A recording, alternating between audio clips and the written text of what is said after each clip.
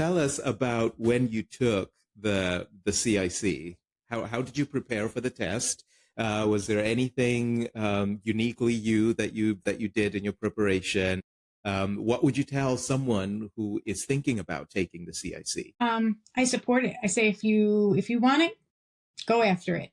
You know what I mean? There's nothing in the world that should stop you. If you have that goal, I'm 100% behind you. And as far as, what I could lend to that, if I see somebody who's truly passionate about the road that they're going to travel and I can help them at any point in that process, I'm 100% there to do it. In fact, I love that. I love to see people excel and grow.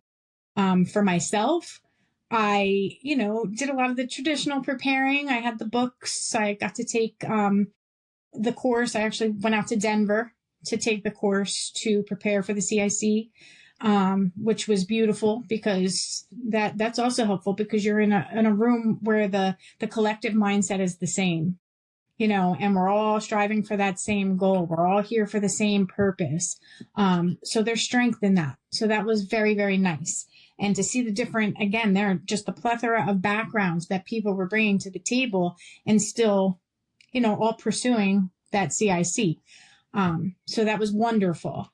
I took a lot of the practice tests over and over. But I'd say probably the one thing that was uniquely me is the day before the test, I closed the book.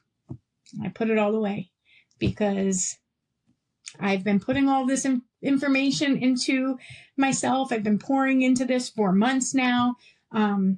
Today, I'm just going to take that breather. I got a massage. I went and sat in the steam room. I did everything that poured back into me and to reset my nervous system before the day actually came, where I was sitting down and really just had to turn it back on and focus.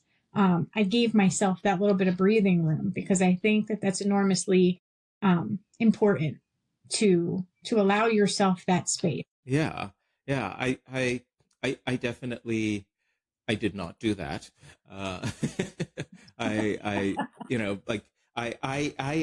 came to it from the mindset where, when you have that study guide, you're just trying to make sure that you have every little piece of it. So I was nervous when I took that test. I definitely was, but I remember that I took the test about 3 hours away from where I lived. And at the time I had a little convertible Saab. And so, the weather was nice, put the top down and drove 3 hours, and I tend to enjoy driving. I tend to not take the highway if I don't need to. I'll find the back roads, and so maybe that was a little bit of a of a rest Your and relaxation for me. Your That Zen 3 hour moment, drive.